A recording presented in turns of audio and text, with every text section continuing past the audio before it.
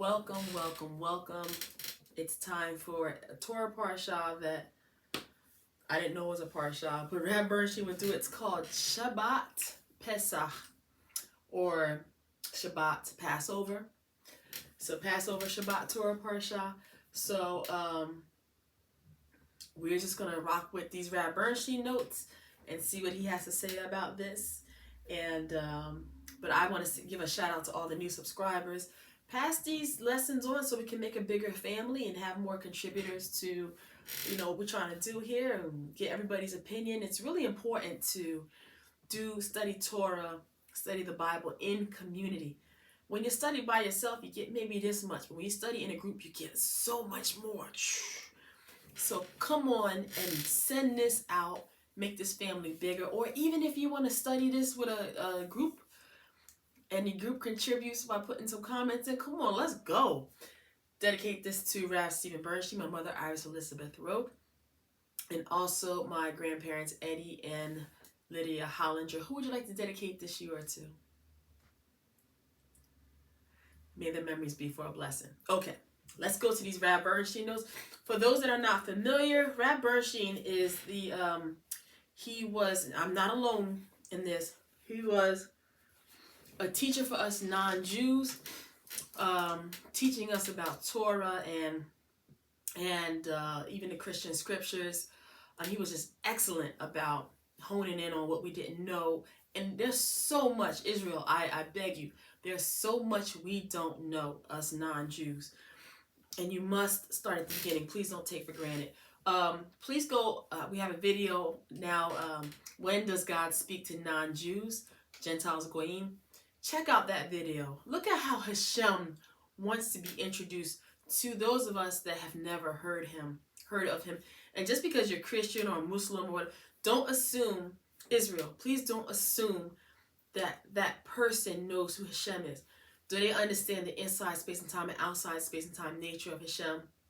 Do they understand the neshama? Do they understand these things? These things need to be taught. We don't have that. You can't learn it in Christianity, and I don't know if you learn it in Islam, because there's no words for such things. So anyway, so let's go ahead on and read how Rav Bernstein is telling us about this Shabbat Pesach. So this week, Rav Bernstein said in class, there are a bunch of different sections of the Torah, all dealing with Pesach in one way or another. Pesach is Passover. So we can handle this in several ways. So one of the ways is that we can do a question and answer, or we can touch on each of the different sections for Pesach and Shabbat Pesach. So depending on what we want to do, we'll kind of start and we'll see what evolves. Okay, so somebody in the class said, hey, but don't bury the lead, Rabbi. This week's Torah portion says don't eat bats. And Rav Bernstein said, are you talking about Shemini? That's next week's Torah Parsha. Shabbat Pesach is a separate Torah portion. So we've got a section from Exodus 12, and we got a section from Exodus 13, and we got a section from Exodus 33, and a section from Leviticus 23, and one from Numbers 28. That's all. That's all that we have time for. By the way, if you are unfamiliar with the Torah Parshiot, each Shabbat, what we are going to be reading, you can have the calendar Hebrew Cal. I should be able to put the link in there. If I forget, somebody to remind me. But you can always see what the Torah Parshiot are going to be. They have it like a few years out. So, okay, so Rav Bernstein said, let's start by looking at Exodus 12. And the portion dealing with Pesach begins in verse 21. So now, the actual first Pesach, the first Passover, is in the beginning part of the chapter. And that's not in the Torah portion. It deals with the ceremony before the slaying of the firstborn. And that's what's going to happen with the children of Israel after that night and the actual Exodus. And then we are to, from that point on, celebrate the Passover, the Pesach, even though it hasn't happened yet. So in verse 21, we actually start talking again about the entire process. So let's read for a second. And what's Rav Bernstein reading? Exodus chapter 22, verse 21. which says, I'm one page too far. Gotta go back. But if he will survive for a day or two, am I the wrong? It's 21. No, this is not right. 21. If he will survive for a day, he should not be avenged, for he is his. I got the wrong verse. I think it must 12:21. It's gotta be 12:21. Let me change my notes. I don't know what I was thinking. All right, let's see. 12:21. Moshe called to all the elders of Israel and said to them, "Draw forth a buy for yourselves one of the flock for your families and slaughter the Pesach offering." Now, remember, Rav Bernstein said, it is this day actually. 4 days before the Pesach, and now is when we get the lamb of sacrifice and bring it into our home. 4 days before the actual sacrifice, you have had to have purchased the lamb and brought that lamb into your home. 4 days before the actual.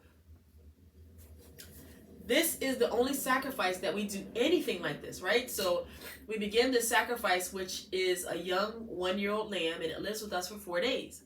So everybody, especially families with children, if you bring a 1-year lamb into the house, it's no longer a sacrifice, it's a pet.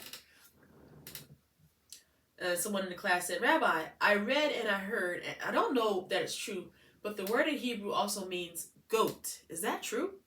Rav Bernstein said, "Yeah. Torah teaches us that it's either a lamb or a goat. Keves is especially a lamb, and it doesn't say that here. It says say, so it could be a Passover goat. It depends on what kind of barbecue sauce that you're making." Rav Bernstein is rather funny. Classmate says, "It doesn't sound really good when you say the goat of God takes away the sins of the world. And if you're familiar with that Christian scripture, it will be the Lamb of God that takes away the sin of the world." Rav Bernstein said, "I'm glad that you brought this up. This is a holdover from Christianity, and we need to deal with it. So the question is, what does the Passover lamb have to do with sin?" And a classmate said, "Nothing. It's redemption." Okay, Rav Bernstein said, "Well, let me rephrase. What does the Passover lamb have to do with redemption or sin?" Well, classmate said, "They were redeemed in Egypt." No, Rav Bernstein said. "That's not the question. If they were redeemed from Egypt, what does the Pesach offering sacrifice have to do with sin and redemption?" Somebody said, "It's a peace offering." Rav Bernstein said, "Is the Pesach offering a peace offering?" No, it's an Olah offering. Classmate said, "Well, you can also say this Pesach offering is one of a kind because it has its own rules. And I think that you could say that this offering is not even for Hashem. It's completely for the people." No, it's not, Rav Bernstein said. "The fat and the kidneys are not eaten by the people." We got a bunch of things here, so let's sort them out. The base question is, what does the offering have to do with sin and redemption? And then we shifted off to the sacrifice itself and what type of sacrifices it is.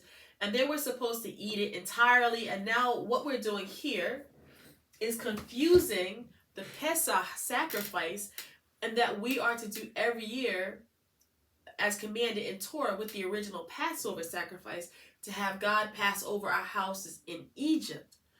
So it's vital that we understand that this is not the same thing. So the original day of Passover in Egypt was different than anything we do to celebrate it now, including how we deal with the sacrifice. Okay, does everyone follow me on that?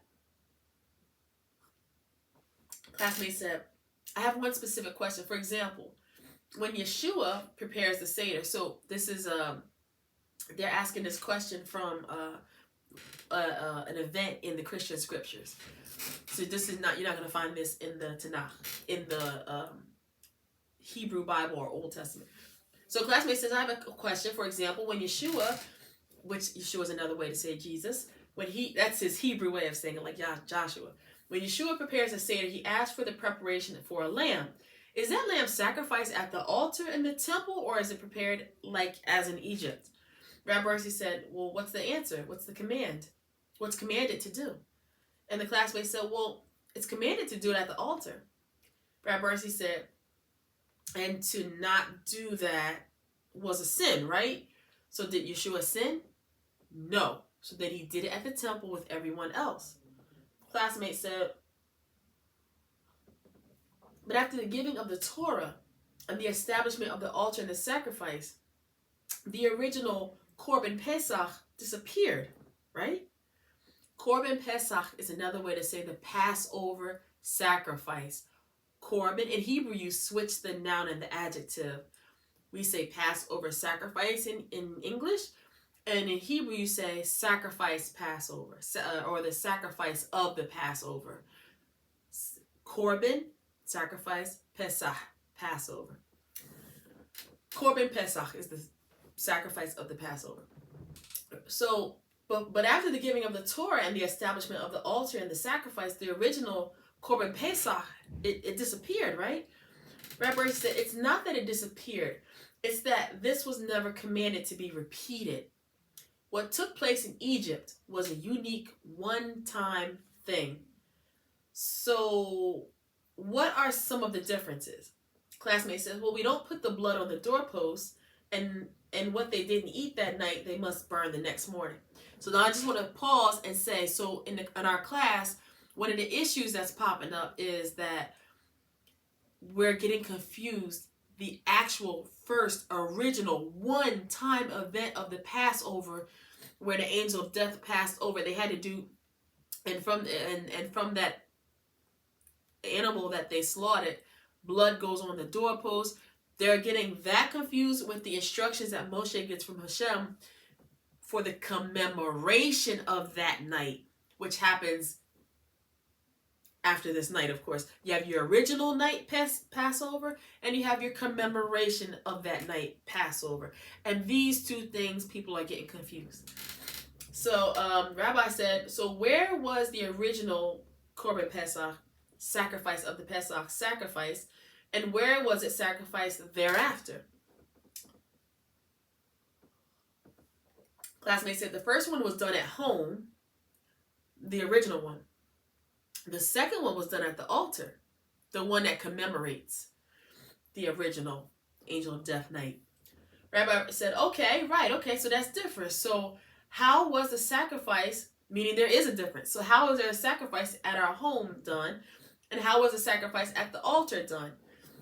Well, the classmate says, so at home, every man did it, and at the altar, the Kohanim did it. Correct. What else is different, Rav Bernstein said, from the original night versus the night that commemorates the original night? Classmate said, well, I think that there was no commandment of purity before bringing this. It could have been brought even in an impure or tameh state. Rav Bernstein said, that's correct. What else? What about the sacrifice itself? Well, classmate said, there's no prohibition on the fats. Aha, Rav Bernstein said. So what happens with the fats in Egypt? Remember we had said earlier, it's an olah offering, and the fats and the kidneys go to Hashem. But on the night, the original night, that rule wasn't set up. So Rav Bernstein says, so what's the question? What happened to the fats in Egypt on that original night? Classmates said, well, there wasn't a command to separate the fats. You didn't have that command at the time. Rav Bernstein said, okay, what happens to the fats after Mount Sinai? Meaning they've left Egypt, they've done the Exodus, and they're at Mount Sinai receiving the Torah. So now the classmate says, well, and what about after Sinai? Well, it became separated and burnt. So they received the commandment to, that's what you do with fats. Now, so Rav Bernstein said, okay, now this offering is an olah, so the fats went to God. So did the Kohanes eat of the Passover offering? No. We eat it and God consumes the fats. Only 2, not 3. Now, that's the differences in the sacrifice. The other classmate said that today we eat it in leisure, whereas back in the day in Egypt, they ate it getting ready to walk out the door. Okay, so there are many, many differences about how God commands us in Torah to commemorate the Pesach and the original Pesach itself. So, okay, so the commandment to commemorate is different, which sets a very interesting precedent about commemoration. So we'll get back to that. So is everybody following what we're talking about? We talked about the fats being taken. All of the butchery is different. It's all different in Egypt and in our home. Everything's burnt up except what we ate. Okay, now, was there some butchery? So in Egypt, yes, we did not eat the blood, so we had to kosher the meat. But it was not completely kosher because many provisions about the impurity were not followed, as was pointed out earlier. Just to summarize again, the original one-time event of the angel of death passing over and the sacrifice and the cutting up of the animal, the Korban Pesach, you didn't have all these kashrut laws. So basically, you ate what you ate, and whatever you didn't eat, you burnt it.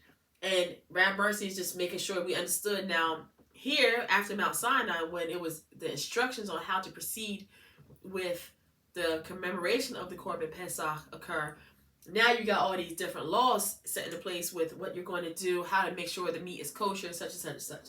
But you didn't have all that on the original night. So in Egypt, yeah, we didn't eat the blood. So we had to kosher the meat, but it wasn't completely kosher because many provisions about the impurity, the tameh, were not followed, as was pointed out earlier. The classmate says, so that rolls up the Rav Bernstein principle of do what you can today, and next year we'll do it better. Rav Bernstein always says that with mitzvah, when we are learning, us non-Jews are learning a new mitzvah, you just go slowly, slowly, slowly, and do the best you can to complete the mitzvah. Rav Bernstein said, absolutely true, and of course, don't try to do everything at once. If you're new to this, don't swallow the whole cow. Classmate said, that begs the question, okay, so we got this huge, halachically correct Haggadah that we're supposed to send to our Gentile friends. What do? They're not going to be able to swallow this camel. So what's this classmate saying? So Passover, Israel, the Jews sit with their families nowadays, and they have this book. It's called the Haggadah or Haggadah, and it tells them step by step how to conduct the Seder. You know, what to eat when, what blessing to say when. It's like an instruction. It's a Torah. It's a Torah Pesach. It's an instruction book of how to, order by order, line by line, how to do the Pesach Seder. So he is saying to the classmate, saying, okay, so if you're new to this, don't swallow the whole cow. But what do I say to my Gentile friends that want to observe Pesach? They want to give it a try at their home by themselves. Although I highly recommend always do things in community when you can. Going with Israel, it's just so much easier to do the mitzvot with Israel. They're already doing it. You sit there as a guest, you receive all hospitality, and you get to learn at the same time. Anyway, enough for our commercial break. Let's get back to the... by the way, all synagogues offer places for people to pay. You pay a fee, maybe $50, maybe $90, and you get to participate in the Pesach. You just call your local synagogue and see if they have space for you and your family. Pay the price per head, or if you just want to pay for yourself and you can have the experience, call them up. They'll pay the price, pay the fee, and go on and experience the Seder, and you ain't got to worry about none of this because you done sat with Israel and saw how they did it. And then God willing, maybe next year, you can bring your family to it and experience with Israel. Then you ain't got to worry about none of this. That's... Okay, let's get back. So that begs the question. So, okay, so we get this huge book. Let's say it like this. It's not this thick, but you get a big book that we're supposed to send our friends that explains what you're supposed to do at the Pesach meal. They're not going to be able to read all this book. They don't know what they're... And Rav Bernstein said, I don't understand what you mean. Why do you say that they're not going to be able to swallow the whole thing? In essence, do this, read line by line the Haggadah. Classmates said, well, it's going to be like handing them an encyclopedia and say, here, just do this. Rav Bernstein said, well, the way the Haggadah is laid out, it doesn't work that way.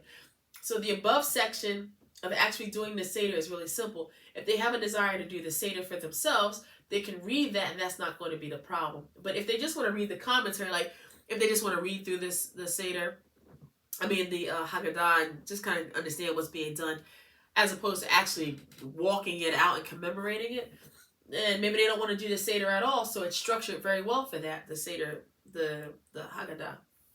But if they don't really want it, the actual Haggadah, they won't ask for it. They will not ask for it.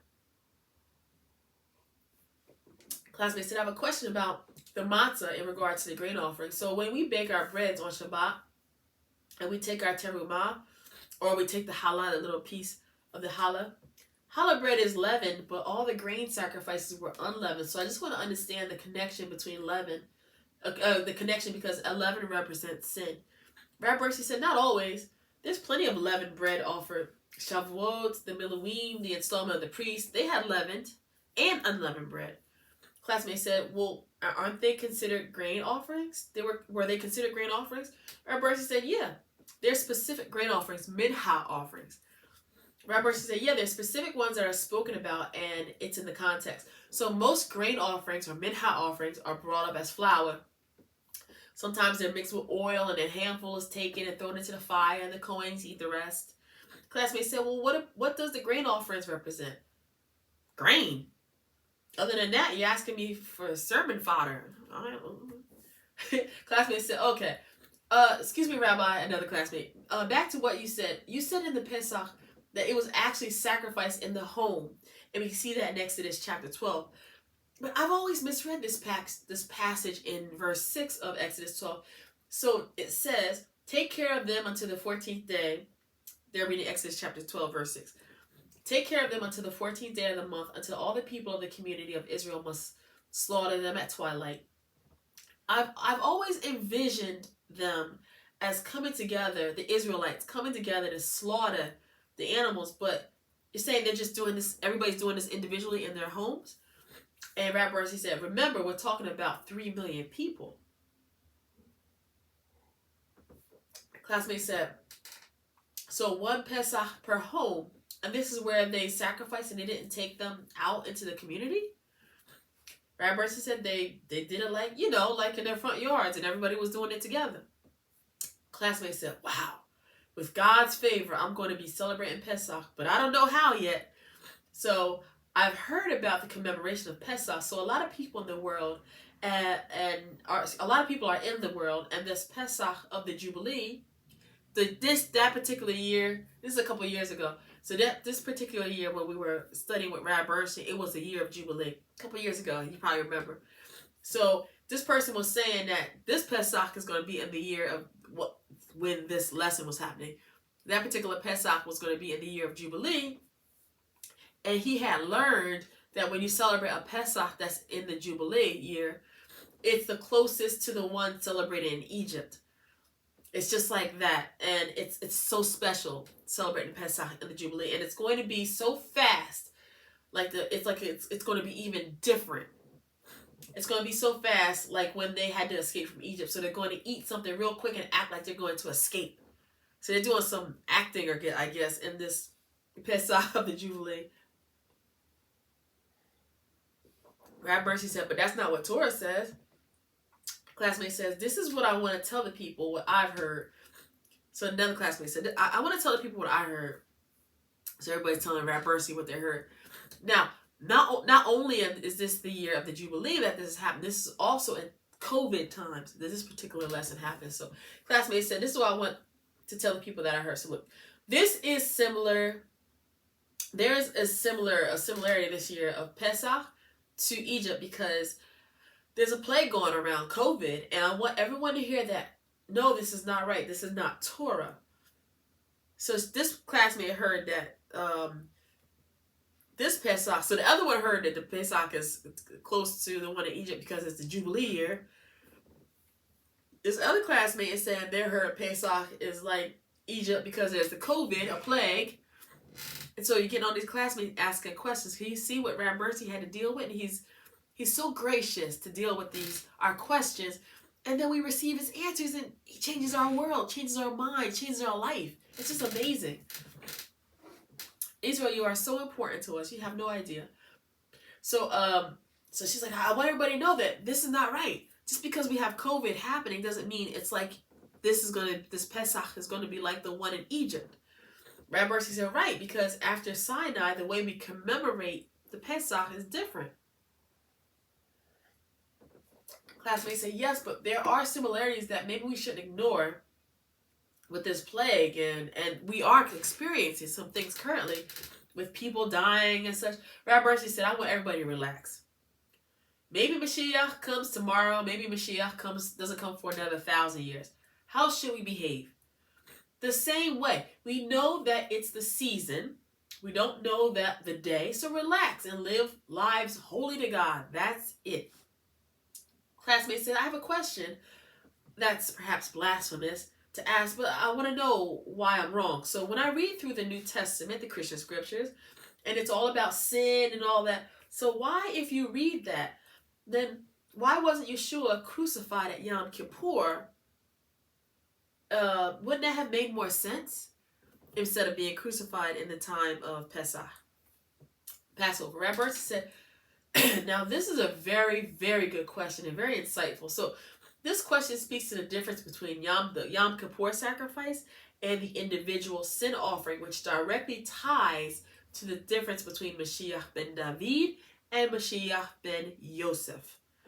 So the short answer is that all Israel has not been saved yet, and that is the Yom Kippur offering. That Mashiach, Yeshua, the offering is correlated to the individual sin offering and not the national sin offering. Yeshua is with the individual sin, the Mashiach ben Yosef. Classmate said, now if you just heard that and you didn't catch none of that, don't worry about it. Just keep hanging with us. It will come. You might, there's 2 Mashiachs. Don't worry about it. Just know that the sacrifice of Yeshua is for the individual, not for all Israel, but it does have to do with all Israel, and we're going to learn some more about that. But it has to do with the Mashiach ben Yosef. Classmate said, I have the Humash from Mexico, and he has a Spanish Humash, and it's lined up with Shabbat Hagadol. So when they line it up, there's no Shabbat Hagadol, and I understand that Shabbat is compared to the coming of the Messiah. It's comparable to the 10 days of the Lamb and the sacrifice of the 14th day of the Seder. Look, my question is this Humash that has the Shabbat lined up different, is this the last Shabbat Hagadol into Pesach? Rav Bernstein said there's only one Shabbat Hagadol per year. Shabbat Hagadol, and he's going to explain this, so don't worry. Shabbat Hagadol, the great Shabbat. Classmate says, so I'm comparing the 10 days that you keep the lamb, 4 days, Rav Bernstein said. You keep the lamb for 4 days before the slaughter. Another classmate said, Rav Bernstein, I think he's confusing the dates on the calendar. Okay, so it's Nisan, 10th of Nisan on the Jewish calendar when we keep the lamb for 4 days. So that's when the 4 days starts, the 10th of Nisan.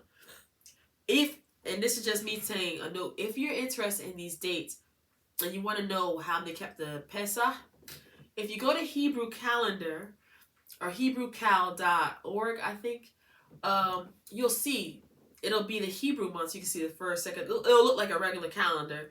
It'll just have the Hebrew months and dates in them, and you can actually see. So the 10th of Nisan is when you would bring the lamb into your home. You keep it for 4 days. And on the Korban Pesach, the slaughtering of the lamb, is on the afternoon of the 14th of Nisan. And then we have our Seder on the sundown of the 15th of Nisan, which has nothing to do with the Shabbat Hagadol. Shabbat Hagadol is simply the Shabbat before the Pesach. That's it. Classmates said, I think I'm confused because this year the Shabbat Hagadol actually coincided with Pesach. And I thought that, Rav Bernstein said, no, that happens every few years. That's the only, so wait, is this the last Shabbat Hagadol? So this is the last time for that coincidence? Rav Bernstein said, Mashiach comes tomorrow, then yeah, it will be the last time for that coincidence. Classmate says, so what's the halakha behind having the first Seder or the second night Seder? The first night Seder and the second. So that classmate, what's the halakha? What's the law? What's the ruling? What is the reason for the ruling to have 2 Seders? One, the first night of the Passover, and the second night of the Passover, the week of the Passover. And so when you hear me say the word halakha, you can say, what's the reason for the ruling? Halakha is the ruling on how you're going to do something. The halakha is that the ruling is that the Seder should be in the home. And the halakha, or the ruling, says that the Seder should be in the home on the second night. The whole idea of a community Seder is fun, but it doesn't strictly follow the halakha, the ruling.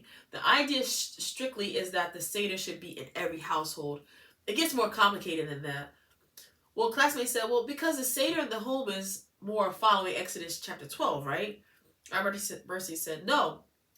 But classmates said, but they all had to come to Jerusalem. Rav Bernstein said, yes. And everyone had to bring that Korban Pesach to their homes to eat. Meaning, so remember now that after that original Pesach, now the Kohanim are slaughtering the animal, and you bring that back to the house where you're staying in Jerusalem and eat it there with your family. Classmate says, so I have a hypothetical situation and a question. So we're going to be reunited in Pesach in our homes. In a very clear instruction. We're not going to, the clear instructions, we're not going to go out the house once we come together. When we read the news around the world in specific cases like Ecuador, this particular classmate was in Ecuador at the time, where we're in Ecuador and there's dead people in the streets because, again, it's COVID. So we know that any situation can come up in our home. What do? Do we obey the instruction to not go out, or do you do your survival instincts and save your life? Rav Bernstein's like, I don't understand the question. Classmate said, there's a lot of dead people on the street and we don't know what's going to happen in Pesach. And this is a similar situation from what happened in the original Pesach. Our instruction for COVID in Ecuador is to not to go out, and we don't know who may come and ask us to leave our houses during the Seder. It's not a simple situation like, let's just go to a home and have a Seder. And Rav Bernstein said, why? Why is this not a simple situation? You have a Seder and the next day you wake up. If you're not supposed to go out, then don't go out. Classmates said, okay, but that's why it's my hypothetical situation. Rav Bernstein said, all of this has nothing to do with the Seder. Do the best you can. Classmates said, Rav Bernstein continues on, look, in World War II, in the ghettos, they did the Seder the best they could. Their situation was difficult. What we're facing now is not that difficult. And again, this is in the time of the COVID. Classmates said, okay, I'm going to do the Seder. Rav Bernstein said, we don't need to make drama here. Another classmate said, so how was the second Seder established? And Rav Bernstein said, so the second Seder is established because the sages made a decision that one day, that the one-day festival should be extended to 2 days. So why was this decision made? So this is very important because Yeshua actually took part in this. So the commandment is that for a 24-hour period is the festival. This is the first day of Pesach, the 15th of Nisan. In Israel, they have the one-day festival, and the children of Israel went into exile, and guess what? A different time zone when they went into exile. So the question became, do we celebrate the festival for 24 hours where we are, or for the 24 hours that we would have been in Israel? So say, nowadays you got Jews living in every country. So I'm in Philly, and we're like maybe 6 or 7 hours behind Israel. So do we start our Pesach here at the time that Israel would, no matter if it's an inconvenient time? Or do we start at the same time Israel was started, but in our time zone? So that's the question. So that's the question, because if I celebrate the festival where I am, and Rav Bernstein is in Florida, which is 7 hours later, then I'll be celebrating for 7 hours while Israel will not be celebrating. So the sages said that the way we solve this problem is that we do both. So in order to encompass 24 hours in Israel and 24 hours where we are, we celebrate for 2 days. And if we're going to celebrate for 2 days, we're going to celebrate with 2 Seders. And if I didn't mention, I apologize. Seder is where you actually sit down and have the meal, with the lamb and all the bitter herbs and stuff. That's actually when you sit down and have the meal, and you read the book, the Haggadah, that tells you how that meal should go, how the procession of the meal should happen. And that's the Seder. Seder means order, because that meal has an order to it. Okay, So another classmate said, Rav, could you explain Pesach Sheni? Sure, Pesach Sheni is only about the sacrifice and not the festival. So the festival is the festival, and you celebrate the festival, even if you don't make the sacrifice. So in the times of the temple, if you couldn't make the sacrifice, you were ritually unclean, or you lived too far away, you still made the festival, even if you didn't make the sacrifice. So in Pesach Sheni, a month later, that's when you get to make the sacrifice, because the mitzvah is to make the sacrifice. You don't do the celebration of the festival all over again. So you'll read about that in, so this is actually interesting. Let me continue, because I don't need to elucidate that one.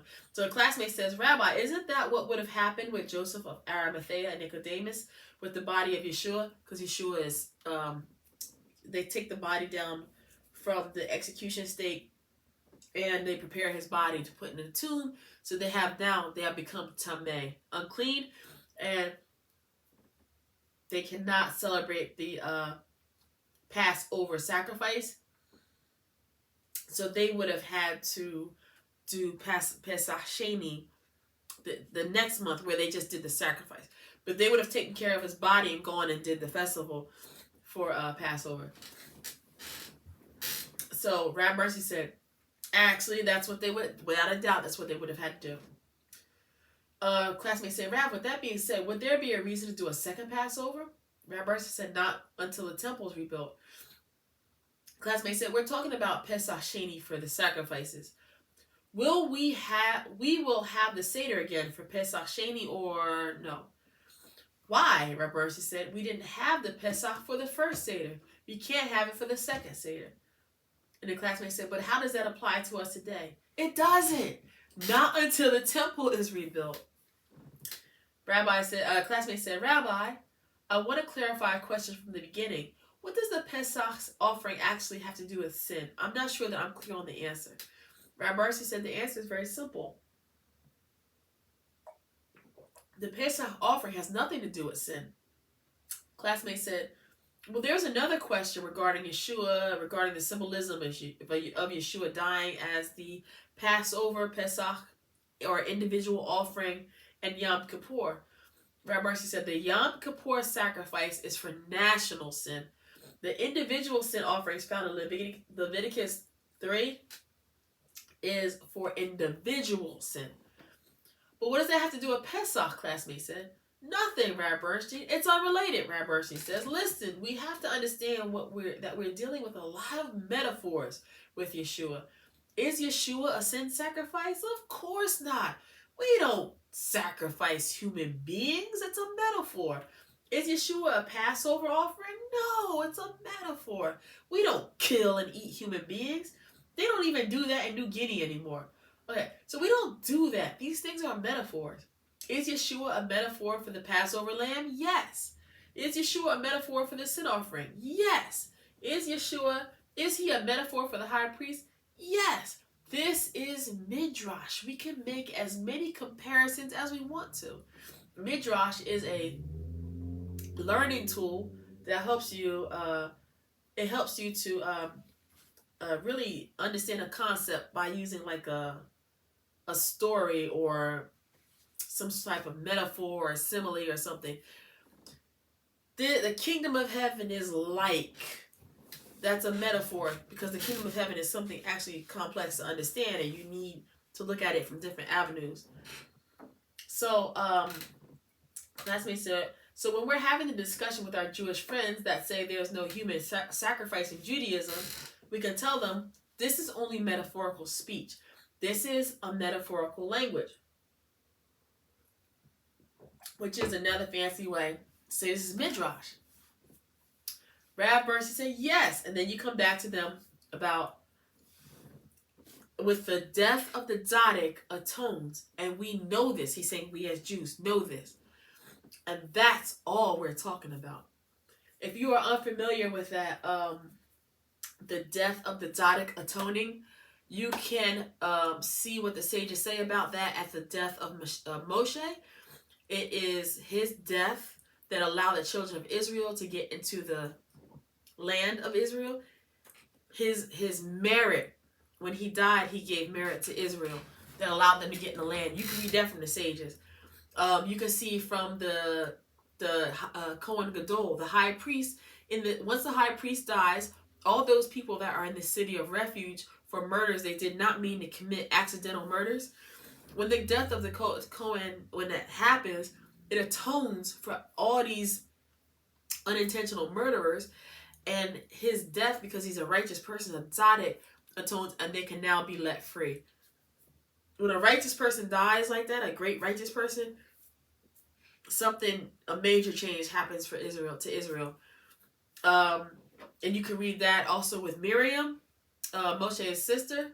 You can read it for Aaron, Moshe's brother, and just go to where these deaths happen, and you'll see the writings from the sages on that. It's very, very, very very important concept to understand that the death of the tzaddik atones for Israel, and that's what Yeshua, his death did here. It's an atonement death as a tzaddik, and that's why it's important to know that he did not violate the Torah. Yeshua. Okay. And that's what he's saying. That's how you can explain it to Jewish people, because that concept is Jewish. In Christianity, us Goyim, there's no... Anybody ever heard of Zeus atoning or any Athena or ancestor worship with somebody? We don't have that concept. That comes from Judaism. So, okay. So then the classmate said, okay, so that's why Yeshua had to die. And Rav Bernstein said, no, that's why he did die. Meaning he knew that was going to happen. The atonement, Yeshua. Classmate said, also, with Yeshua, when he says, eat of my body and drink of my blood, is that also metaphorical? Rav Bernstein said it has to be, right? We can't eat or drink blood. Classmate said, but this metaphor for the meat of the lamb in Judaism is afikomen, right? He said, right. Okay, Rav Bernstein said 2 more questions and we got to stop. Just to go back to the eat of my body and drink of my blood, that is a very, very normal metaphor for when you consume a teacher's teachings. Eating and drinking is synonymous with learning Torah and things of that nature. You can just type that in on Safari and you'll see sages using this type of metaphor. So, again, we don't have that in Goyim land. These are all Jewish concepts. That's why it's really important. Stick with us. You're going to get these code words and these understandings to understand what's being said in your Christian scriptures. Okay. So let's go with these 2 questions. So the classmate said, just a matter of practical halakha, practical rulings. We have the Yom Tov and the Yom Tov followed by a Shabbat. We're allowed to prepare for the Shabbat during the Yom Tov, but only for the Shabbat and no other. Is that correct? And Rav Bernstein said, and Yom Tov Shalom. If you don't understand that, no problem, because I don't. Again, I prefer to just be with Israel. It just makes things so much easier. Go on and find you a local synagogue and go on and call and ask, hey, can I join for the Passover? I never experienced one. If you want to, you can say I'm Christian or I'm Noahide or I'm whatever. And I just want to learn. I just, can I bring my name in such and such and such and such? I don't know if you need to do a background check or whatever they need to do for security reasons. Can I be a part of it?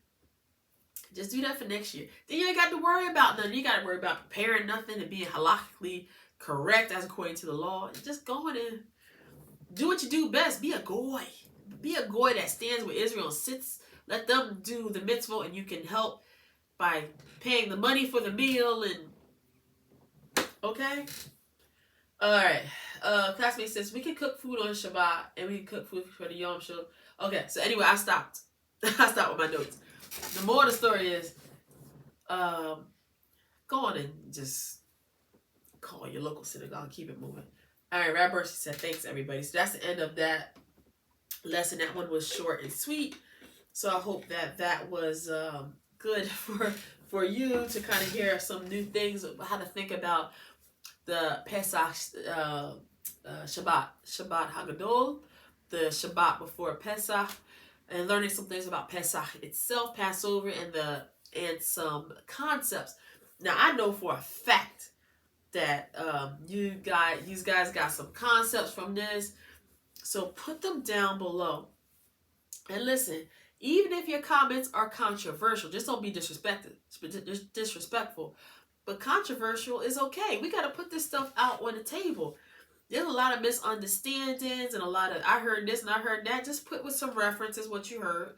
And let's talk about it. Like, ain't no shame in my game. Like, this is where we're family here. And if we don't talk this stuff out, your stuff builds up, and turns into sinah, hatred, baseless hatred. So let's go. Put your comments down below. What did you learn from this time together? Or what caught your attention? All of that. Again, shout out to all the new subscribers. Welcome. New subscribers, please write what concepts you caught, what's important, what did you find important, or whatever you didn't know. That's how we grow as a family. I'm saying these things as I'm going through with in the video, so I'm doing it too. So thank you so much. I wish you a Shabbat Shalom, a Shavua Tov, a wonderful feast of unleavened bread, and till next time.